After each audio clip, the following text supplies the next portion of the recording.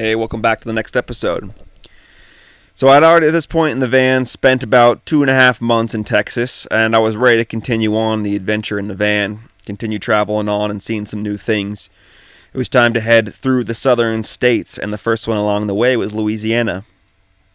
First place I stayed in Louisiana was near the city of Vinton at the Delta Downs racetrack and casino. I gotta say, if you're traveling in a van, staying at a casino is a really nice place to stay. Usually not all of them, but some of them have free parking that you can stay in. And usually I go in afterwards and gamble or get breakfast in there or something, just to, I'm already at a casino, I might as well stop in and give them a little bit of cash. I mean, the chance of me winning cash gambling are pretty slim, but I'll give it a shot. Mainly at this place, the Delta Downs Casino and Racetrack, I didn't do a bunch there. I just cooked a bunch of chicken in the back. Just did my food prep for the week. And then went in and gambled a little bit. And camped out in the back. There was nobody around. It was actually a really great spot. Like, nobody was around me at all. The next morning when I woke up, there was people on the horse track. So I got to wake up to some, watch a couple of horses going around the track, which was kind of a nice thing to start your day with. I did notice as I continued down to Lake Charles, I was going to be meeting up with some family friends. I noticed around this area it was really difficult to find a place to camp. There was another casino in the area, but it was called the Golden Nugget, but it was under construction, so you couldn't even get into the parking lot. And initially with this area, I remember from what I heard about the gambling laws in this area was that you can't gamble unless it's on water, unless the casino is on water. And I looked into it a little bit, and I guess how it used to work was they only had one land-based casino, and it was in New Orleans, and the other ones were barges or ships, or just some sort of boat out there that they had the casino on as well, so that people could, if they wanted to, if the people that owned the area wanted them, they could pick up and leave whenever they want. And normally they'd have to be out cruising on the water in order for it to be legal. But eventually they just became stationary barges, and then it started to get more set. I think, and I don't think there's much laws around it now. I don't know, because like I said, the first place that I stayed was the Delta Downs Racetrack and Casino. And there was a number of land-based casinos, so I'm not really exactly sure what the law is down there, but there's some funky stuff around there with gambling on water is okay, but gambling on the land is not. I guess that's how it used to be. I met up with some family friends here, the Bradys, and they really showed me a good time and helped me understand a little bit more fully kind of what goes on down here and what it's like to be in the South. They showed me some of the destruction that had happened from the hurricane the previous year, which was massive.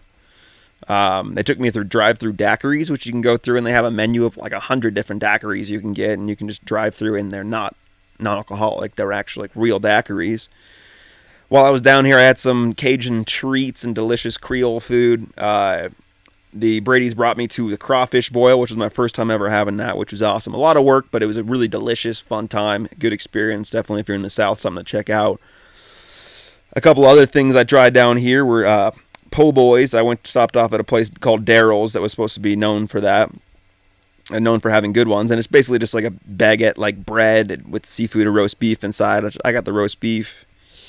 I got boudin, which is, I think it's actually just a sausage itself, but the one that I had was like a fried sausage rice ball, which is delicious as well.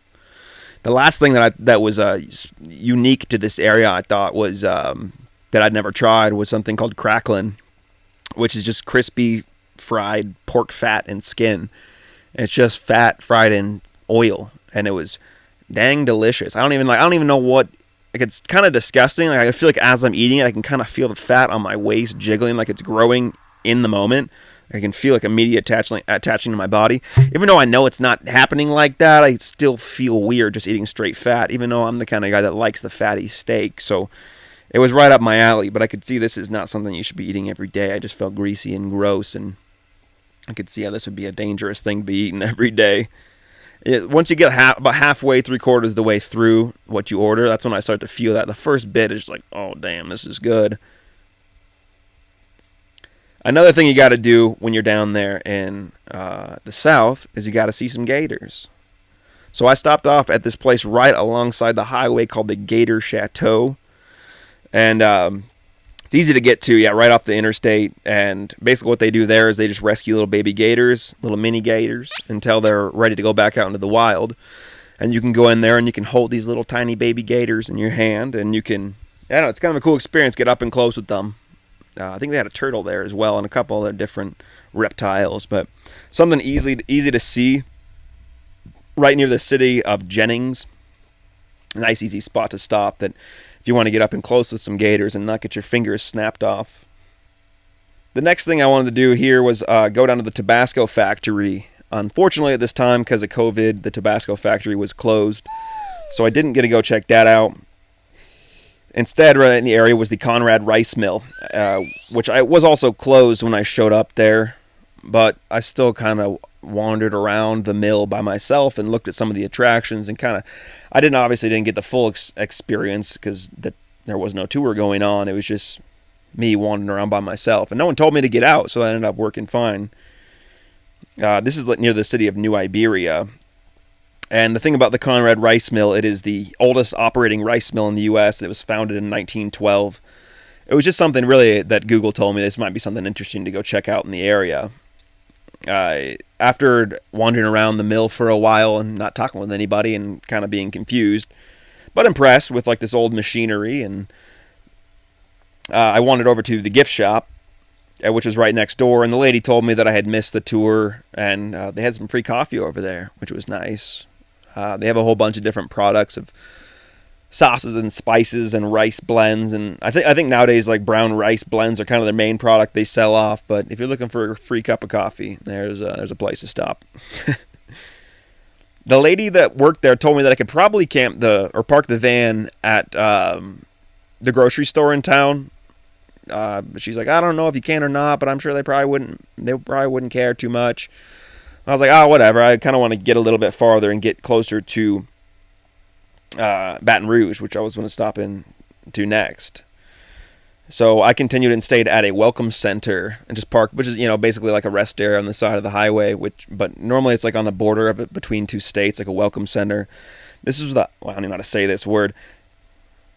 The Atchafalaya Welcome Center, something like that. Just right on the way to Baton Rouge. I stayed there for the night, and it's actually really nice staying at these rest areas on the side of the highway because you have 24/7 access to the bathrooms that are there. It is a little weird because you never know who's going to stop in at a rest area at say 2, 3, 4 in the morning, and they can just stop in, cause some havoc, and just keep going. And you'll never see them again. I never had that happen, but that's definitely something that goes through your mind when you're camping out at a rest area. From here, really, the only real reason that I wanted to go to Baton Rouge, there was no real reason. There wasn't much for me to see there. I mean, sure, there was plenty, but the only reason I wanted to go because me and my buddy Tommy used to, when we'd play guitar, we'd put some tobacco dip in, and it just felt right to say the word Baton Rouge. With a fat dip in, that just felt like the right word to say. It's Baton Rouge. So that's literally the only reason that I stopped in Baton Rouge, so that I could put a dip of tobacco in and say the words Baton Rouge. You want to know where I'm at right now, boy? Baton Rouge. That's kind of the nice thing about traveling in the van, is that you can kind of go and do whatever you want, whenever you want, and you can go to a place just for dumb reasons like that.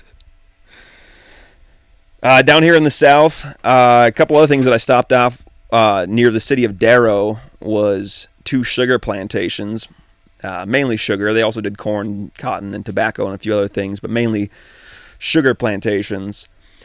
One of them was called the Homus House, or Halmus House. I'm not exactly sure to say it. Homus House, we'll say. It was built in 1829. It was called the Sugar Palace, it was actually known as. Both of these were right on the Mississippi River. What was the other one called? The Oak Alley Plantation. I think you pay like $25-$30. You can get a tour around these areas, and the Oak Alley Plantation was built in 1837, and both of these buildings have evolved over time, and there's been new additions to them, and they've kind of changed, obviously. But they definitely hold some iconic views that I recognize. I wasn't even sure where I recognized it, but I'd seen the Oak Alley Plantation somewhere in some film. Let me know if you've seen it, if you've seen it before, if you have any idea where this is, what this might be from. The trees at the Oak Alley Plantation were like 300 years old. And it's a beautiful landscape in these areas. Big houses, beautiful gardens. And then you kind of go over to the slave quarters, and it's not quite as beautiful over there. It's definitely an interesting experience, kind of being around all this visual beauty and understanding what it takes to put all this up, and then also understanding the history attached with all this kind of stuff. I could feel my white guilt starting to kick in a little bit, or trying to kick in, and I was like, remember, I did nothing to do with it. I'm just here exploring in the year 2022 or whatever it was. I did nothing wrong. I'm just here exploring history and trying to understand more fully the country that I'm in. Definitely was an interesting thing. Something I would suggest viewing if you're in the area, stopping off at a few of these plantation homes and just getting an understanding of what these lifestyles were like for the people that lived here. I was there. Boots on the ground at the founding fathers' plantation. Growing, learning as a white, growing down. After this, the next place I wanted to stop was New Orleans. I stopped and stayed for a couple nights just outside of town at the Bayou Segnet State Park. It was a nice little green area.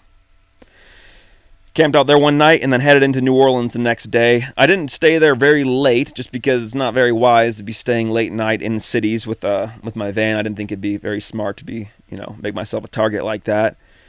But I kind of just went downtown and did a few touristy things, hung out at Jackson Square, which is the main square downtown in New Orleans there. I stopped off at the very popular tourist place. It's called Café du Monde, which is you just get a beignet, which is a sweet fried dough with a little bit of powdered sugar on top. And there's a lot of French influence in this area. I'm not exactly sure when they came over or how that happened, but there's definitely a lot of French influence in this area that I've noticed with a number of different things. 1, 2, 3, 4. Also in this area, it was nice because I even got to hear some music that always made me think of New Orleans, like horns, like saxophones and trumpets and trombones and tubas and whatnot, just brass bands. And as I was walking around Jackson Square there were some guys playing some music, which was really interesting to see. I'm glad that I got to check that off the list. Hearing some brass music played in the streets of New Orleans. Also some guys drumming on buckets and stuff was also going on.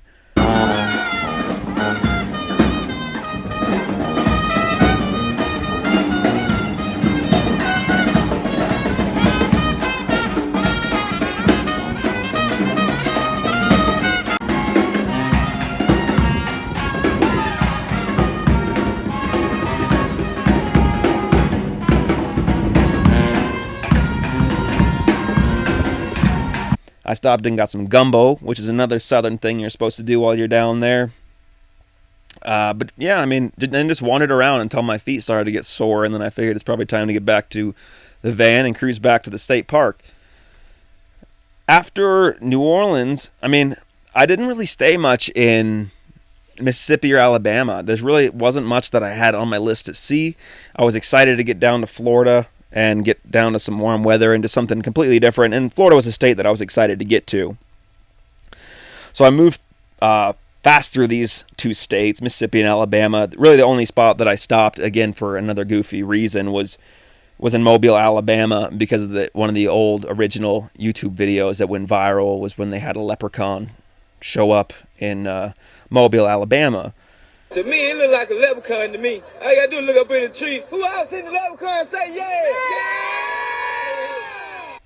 And I wanted to go, maybe play a leprechaun flute and try to get him to come out of the trees because I want to know where the gold Turn the at. backhoe and uproot that tree.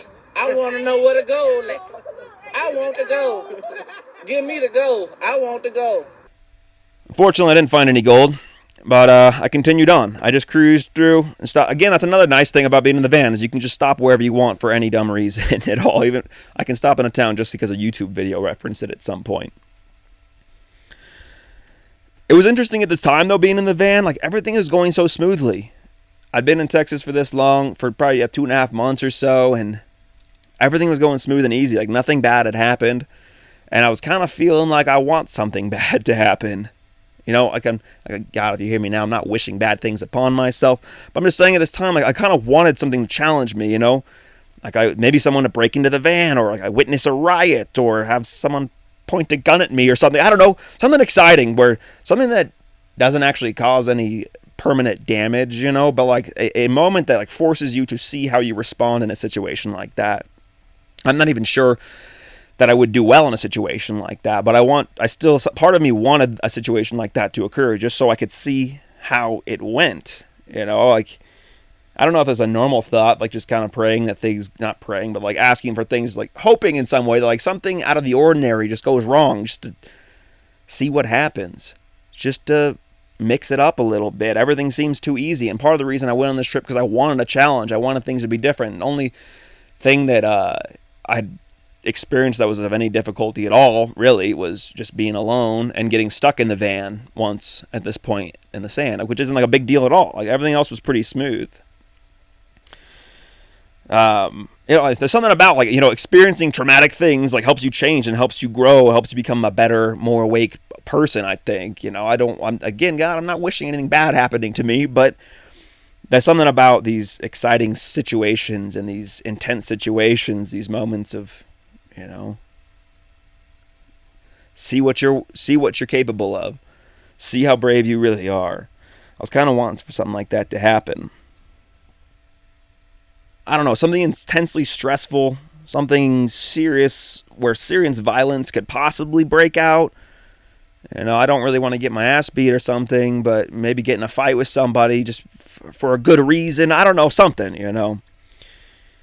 It just seemed like things were going too easy, like there was no major issues. Nothing was really going wrong. And I remember at some point calling and telling my mom, I was like, I just want something exciting to happen, something kind of bad to happen. She's like, well, the reason why nothing bad is happening is because I'm praying for you. I'm like, well, stop praying for me then. I want something exciting to happen, something wild and crazy to happen. Which I'm obviously joking, that's probably part of the reason why I stayed so safe. But I was just hoping for something exciting to happen. It was an interesting experience, an interesting thing to feel, interesting thing to notice. There really wasn't anything too insane that happened in this trip altogether at all. I thought I was going to be when I was in D.C., because the day that I was in Washington, D.C., it was the day that Derek Chauvin got convicted. So I figured it would be a day of riots or cheering or something, but nothing happened. Well, it was also 420, so maybe they're all just at home chilling instead. But I'll be talking about D.C. once I get there. The next episode, I think, is going to be about my time through Florida. And I went all the way around the rim of Florida, and then I got all the way down to Key West, which I kind of considered Key West my halfway point on this trip, considering I started in Washington State. Key West, Florida, on the way, bottom right, the way southeast of the country. That kind of felt like I was halfway done. So that's what I'm going to be talking about in the next episode, or next episodes. Let me know if you got any questions. If you like this, go ahead and share it, comment, like it, do all that kind of stuff. And I appreciate you taking the time to listen. And now just go and enjoy the rest of the day. All right, thanks. Could be a crackhead that got hold to the wrong stuff, and it told him to get up in a tree and play a leprechaun.